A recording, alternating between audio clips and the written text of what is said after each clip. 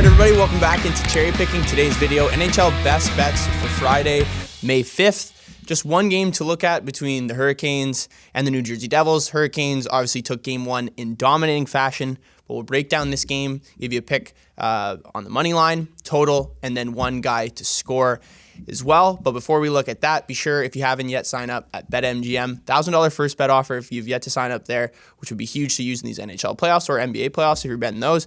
And then DraftKings, easy, super simple promo to get you started. Bet $5, get $150 in bonus bets immediately. Let's get into game two of the Hurricanes and Devils. All right, so looking at the side in this game, I'm going to be looking at the Devils' money line. I know that might be crazy considering how that first game went. Obviously, a 5-1 dominant fashion, huge win by the Hurricanes, but a couple factors to look at. The Devils finished their first round series on Monday, so they had literally a day to rest and head over to Carolina to play. Very quick turnover. Carolina, a team that plays very well when they have a decent amount of rest. And then obviously the goalie situation. Akira Schmid didn't play great. He got pulled for Vitek Vanacek. So we'll see kind of who gets the start there.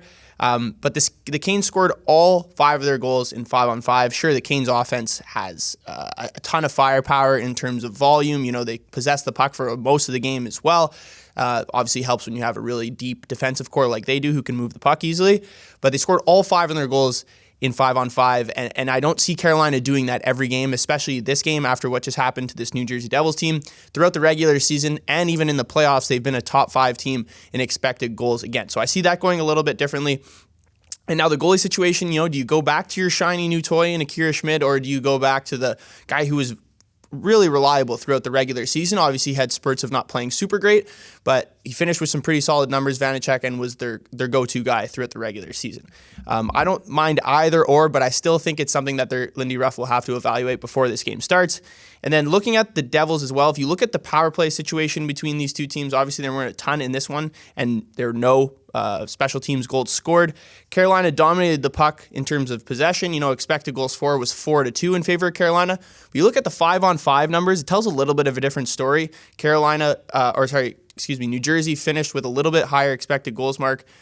If you're looking at just 5-on-5 play, you know, that's a testament to maybe Akira Schmid not playing very well and just a very tired, lackadaisical New Jersey Devils team. But if you look at the second and third period, even though they got outscored 3-1, they did outshoot them in that sense. Freddie Anderson, you know, not really tested as well. And we're seeing this line, after all this money being put onto Carolina when this line is opened at -120, you're seeing them become shorter and shorter favorites. I feel like by game time, it might even be close to a pick'em. So I'm going to roll with the Devils. +100 is the line you can get if you're betting it early. And I think the New Jersey ties it up before they go back home. All right, so looking at the total, we're going to be rolling with the under 5.5 here. It is juiced -130, -135, depending on where you're looking at. I feel that like that line will just continue to hike up the price for it. You know, I see this price and immediately I think this is going to be an under game, considering it did go over last game and now this price almost opened at where this under closed at in game one. Obviously, I mentioned the goalies when I was talking about the Devils money line bet, but I feel like I have to bring it up again. You know, does Lindy Ruff go with Akira Schmid, a chance at redemption? We saw him kind of do this after a poor Game 6 where the Rangers won. He shut the door on the Rangers' chances to advance to the second round with a shutout in Game 7, played really well when he needed to play well. And then Vanacek, he's a chance to maybe reclaim his starting position. Was pretty good when he came in after Schmid, but I think either goalie I'm fine with taking the under, considering Vanacek's numbers throughout the regular season and Schmid, his ability to bounce back. I feel like we'll see much better goaltending and even a defensive game from the Devils in Game 2. And then Carolina, on the other hand, I mentioned it when I was talking about the Devils money line pick. I don't see them scoring 5-on-5 goals again here. So if the Devils can stay out of the box for the most part, I think this game will go under. I think it'll be a 2-1, 3-1 game. So book the under for sure. -130, -135, solid price to pay on it. All right, so the last pick, a player prop. Remember, not all these lines are out when I'm recording these videos, but Sebastian Aho to score a goal, +150, I think is a great play here. He didn't score in Game 1, but he's been a menace at home for this team over the last 2 seasons, really, when they're in the playoffs. He has 8 total goals in the playoffs over the last 2 seasons. 6 of those have come at home. He's tied right now with Seth Jarvis. in terms of scoring chances created this postseason.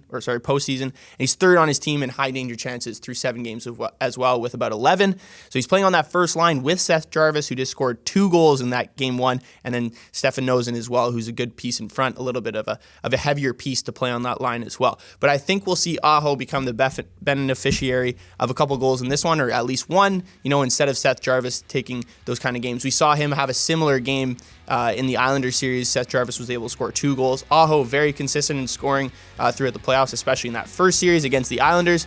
I think the biggest thing to note as well, I mentioned the power plays. There weren't as many power plays in that game 1, but the Devils are susceptible to taking a couple here. So I feel like if Aho gets his chances on the power play, he'll be able to score. He has just 1 power play goal in the playoffs, but 4 goals total. So I feel like Aho will have a really big role in this game, and especially on the power play if the Devils play undisciplined hockey. All right, thank you guys for tuning in. Be sure to like, comment, and subscribe. Sign up at BetMGM or DraftKings if you're looking to bet the NHL playoffs. Those links will be in the description below, and I'll see you guys tomorrow.